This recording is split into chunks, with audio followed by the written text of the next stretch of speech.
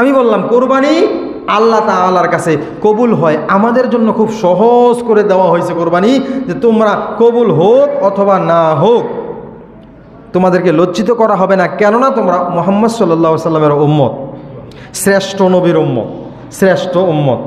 এই জন্য তোমাদেরকে কি করা হবে না, লজ্জিত করা হবে না, কিন্তু শাস্তি থেকে কিন্তু দূরে বঞ্চিত করা হবে না, শাস্তি দেওয়া হবে। শাস্তি মাফ করা, যদি ক্ষমা চাওয়া যায় তওবা করা যায়, আল্লাহ মাফ করবেন। আর যদি না চায় তাহলে তো মাফ করবেন কাকে? যাকে খুশি আল্লাহ মাফ করে দেবেন। কিন্তু এখানে কোরবানি যেই বিষয়টি আমরা সর্বপ্রথম, আমি আজকে কোরবানির আলোচনা শুরু করলাম। আজকে কোরবানির চাঁদ আসেনি, তবুও আগে থেকে আলোচনাগুলো করতে হয়, সময় কম পাওয়া যায়। এই জন্য কোরবানি করব। কোরবানি কি ইবাদত বলেন তো? ওয়াজিব। কি ওয়াজিব? অথবা সুন্নতে মুআক্কাদার ওয়াজিব একই, ওয়াজিব। এখন আমরা এই কোরবানির জন্য সুদের টাকা, ঘুষের টাকা, এই টাকা সেই টাকা ওগুলো দিয়ে বলে হুজুর তাহলে কি আমি করব না? আপনাকে বলছি না যে কোরবানি করেন না, এগুলো ছেড়ে দেন।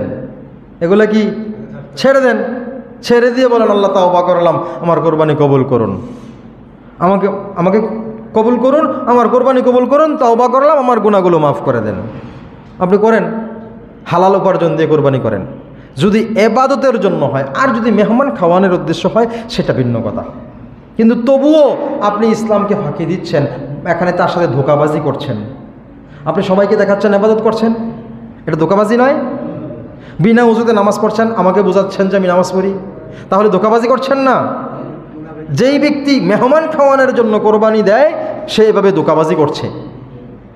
উদ্দেশ্য হবে কি? একমাত্র আল্লাহ খুশি, আল্লাহ তাআলা খুশি হবে, আল্লাহর খুশির জন্য আমি কোরবানি দিচ্ছি। সেটা পশুও হতে পারে, ধন সম্পদও হতে পারে, টাকা পয়সা, অর্থ সম্পদ, সন্তান, নিজের দেহ, রক্ত, আত্মা, সব কিছু হতে পারে, জীবন হতে পারে, সব কিছু আল্লাহর নামেই কোরবানি দেওয়া বিধান। কিন্তু আমরা এখন নিজের নামে কোরবানি দিচ্ছি। আবার নাম আসেনি, আচ্ছা এটা পরবর্তীতে একটা আলোচনা আসবে। নামও আছে এখন, নামে নামে একটা নাম বলতে ভুল করে ফেলেছিলাম কোনো এক কোরবানিতে, 7 জনের নাম কইছে, একজনের নাম কই নাই। এই হুজুর দিয়ে নামাজ জবাই করে লাগি, আরে অমুকের নামটা তো সে কইল না। হ্যাঁ, নাম কার? কোরবানির নাম কার? এখন 7 জনেতে একজন বাদ পড়াতে হুজুরেই তুচ্ছতাচ্ছিল্য করে ফেলা হয়। এগুলো নয়, আমরা খুশি করব একমাত্র আল্লাহকে, সমস্ত ইবাদত তার জন্য করব, আল্লাহর জন্য। হ্যাঁ, আজকে আলোচনা হয়েছে কোরবানির প্রথম ইতিহাস, অল্প একটু জেনেছি, পর্যায়ক্রমে ইনশাল্লাহ প্রত্যেক জুমায়ার পরে থেকে হবে। আর হজ কি?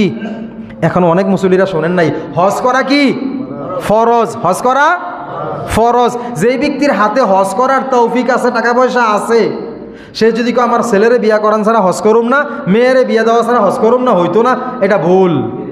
এটা কি? নামাজ যদি হয় ছেলেরে বিয়া করান ছাড়া, মেয়েরে বিয়া দেওয়া ছাড়া যদি নামাজ হয়, তাহলে হজও হবে। নামাজ যেমন ফরজ ইবাদত, হজও তেমনই ফরজ ইবাদত। তার একটা ছাড়া আরেকটা হবে না কেন? তাইলে নামাজও হইতো না, তাইলে আপনি নামাজ না পড়ে চুপ করে বসে থাকবেন, কোরবানি হইতো না যদি হজ না হয়, আপনার কথায়। তাইলে আমরা যেহেতু অন্য ইবাদতগুলো হচ্ছে, হজও হবে। হজের জন্য আলাদা সিস্টেম চালু করছেন কেন আপনি? হজ একই রকম ফরজ, তৌফিক থাকলে প্রত্যেকে হজ করবেন। যদি হজ করা ছাড়া মৃত্যুবরণ করেন, রাসূল তার মৃত্যুর গ্যারান্টি দেয় নাই, মুসলমান হিসাবে মরবে না ইহুদি নাসারার মতো মরবে। আল্লাহ তাআলা আমাদের তৌফিক যাদের আছে হজ করার তৌফিক দান করেন, মন মানসিকতা তৈরি করে দেন। সকলে বলি আল্লাহুম্মা আমিন।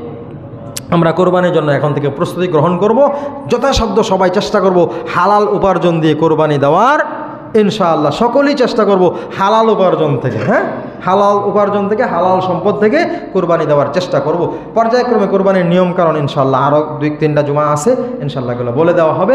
আর যারা যারা জানার ইচ্ছা হয়, অনেকে বছরে যেহেতু একবার আসে, এটা প্রতিদিন তো আমরা শুনি না, মাসালা মনে থাকে না অনেক সময় পাবলিকের। আর আমরা হুজুররা যেমনি সবসময় এগুলো লয়ে ভরে থাকি, পাবলিক দ্বারা এগুলো লয়ে ভরে থাকে না, মনে থাকে না, জিজ্ঞাসা করবেন, বারবার জিজ্ঞাসা করবেন, ফোনে জিজ্ঞাসা করবেন, আয়সা জিজ্ঞাসা করবেন, হুজুর এটা কেমনে, ওইটা কেমনে। জিজ্ঞাসা করে সহি শুদ্ধভাবে দিলেই তো গুনাহ নাই।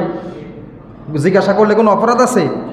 জিগাইবেন, জিগিয়ে ভালো মতো বুঝা শুনা কোরবানি দেবেন। আল্লাহ তাআলা আমাদের সকলকে সহি বুঝদান করে। আরেকবার বলি আমিন। ওয়া আখির দাওয়ানা আলহামদুলিল্লাহি রাব্বিল আলামিন। আসসালামু আলাইকুম ওয়া রাহমাতুল্লাহি ওয়া বারাকাতুহু।